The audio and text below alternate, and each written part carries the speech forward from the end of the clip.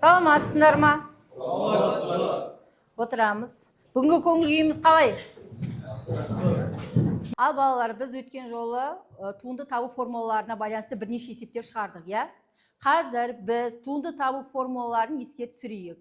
Яғни бізде тақтада формулалар тұр. Рет-ретімен келіп, кезекпен келіп формула жазайық. Бірінші формулаға кім кеп жаза алады?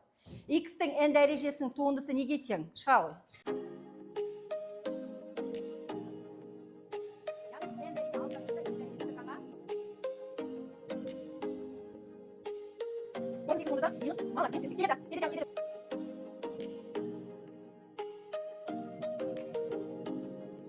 Келесі.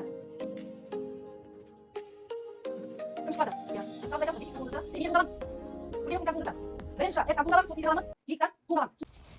Өткен сабақтағы функцияның туынды табу формулалары мен туынды табу ережелерін еске түсірдік. Бүгінгі өтетін тақырыбымыз функцияның өсу және кему белгілері.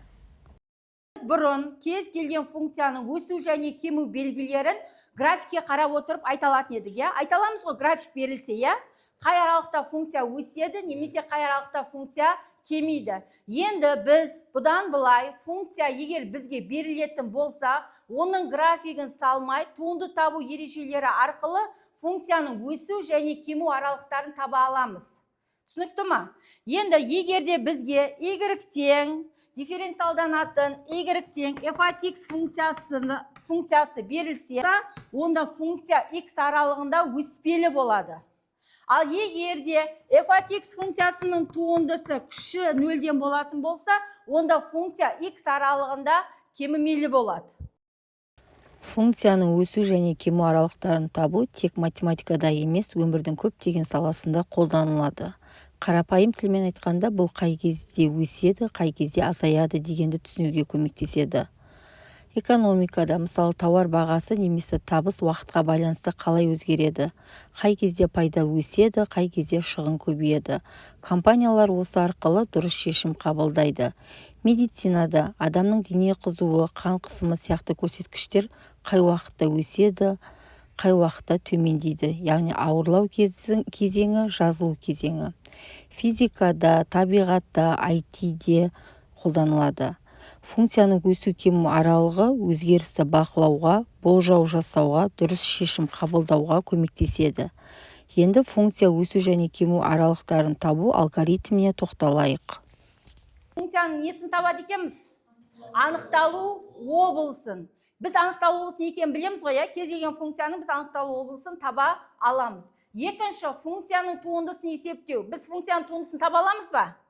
Өттік, алдында оған байланысты бірнеше есептер шығардық. Үшінші, егер функцияның туындысының мәні нөлден үлкен болатын болса, функция ол аралықта не істейді? Өседі. Егер f от x функциясының туындысының мәні кіші нөлден болатын болса, ол аралықта функция не істейді? Кемейді. Келесі, яғни өсу кему аралығын таба аламыз. Әрқайсысыңа жұптық тапсырма беріледі. Кез келген жұптық тапсырма жұп арасында орындаймыз, сосын тақтаға оны есептеп жазамыз. Жұп арасында.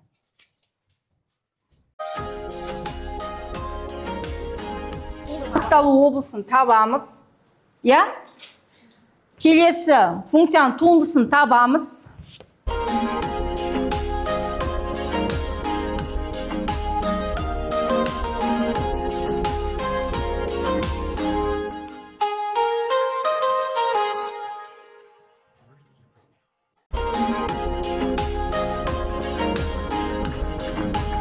Бізге берген функция y-тең x куб минус 3x квадрат плюс 5x плюс 4. Мұнда анықталу болса кез келген нақты сандар жиынына тең. Одан кейін екінші функцияны туындыға алып алдым. Туындысынан 3x квадрат минус 6x плюс 5 шықты. Үшіншіде дискриминантқа салып оның мәнін тауып алдым. Мәні минус 24-ке тең шықты. Ал төртіншісі ол минус шексіздіктен плюс шексіздікте өсетін.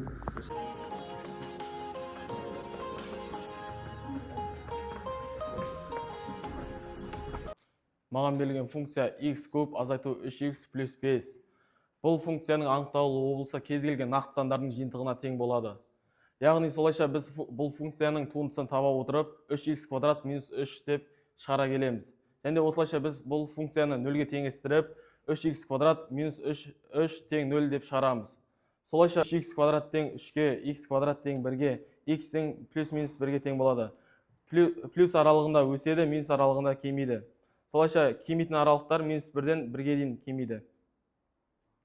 Маған берген функция минус 2 x куб плюс 3 x квадрат плюс 36 x плюс 1.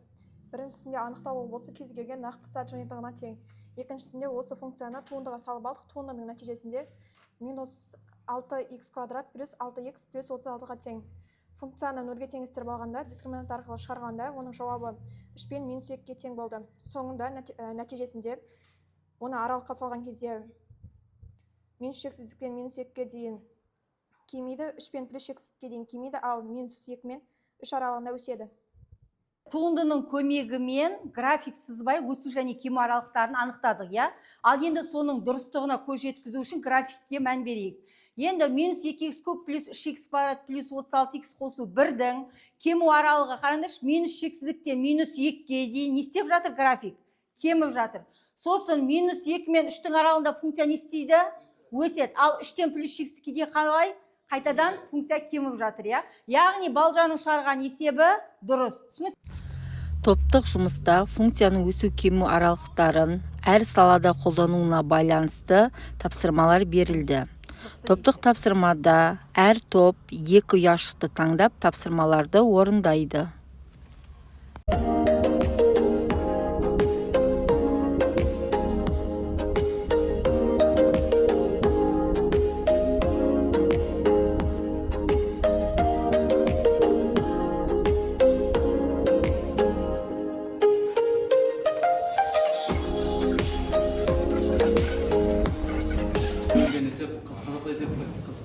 Оның берілгені шағын кәсіпке қолданылған ойыншықты сатады. Ойыншық бағасы x болса, оның айлық табысы мына функциямен берілген деп бізге алдын ала функциясы берілген.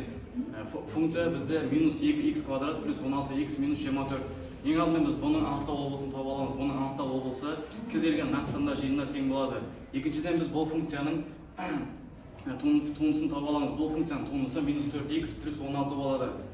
Кейін осы функцияның туындысын нөлге теңестіріп аламыз. Яғни айтқанда минус 4x плюс 16 тең 0, минус 4x тең минус 16 болады. Ал x-тің мәні бұл жерде 4 болып саналады. Кейін біз оны аралыққа саламыз. Аралыққа салған кезде біз функция минуспен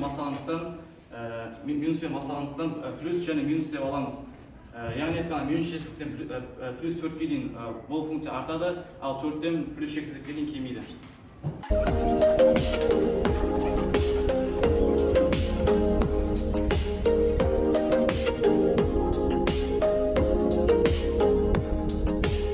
Оқушылар, бүгінгі сабақты қорытындылау мақсатында, яғни Kahoot платформасымен тест тапсырамыз. Бәріміз ұялы телефонымызды алып, ал тестті бастаймыз.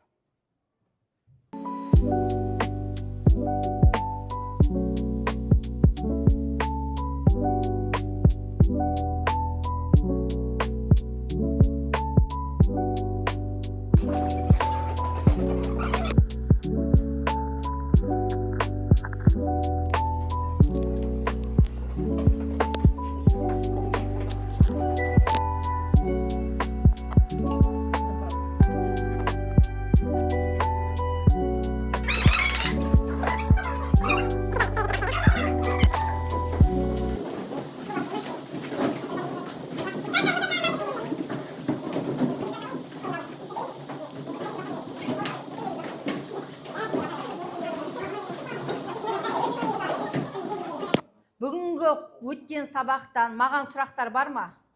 Сабақ түсінікті болды ма? Енді үйге тапсырма 47-де 14-ші есеп. 47-де 14-ші есеп. Сау болыңдар.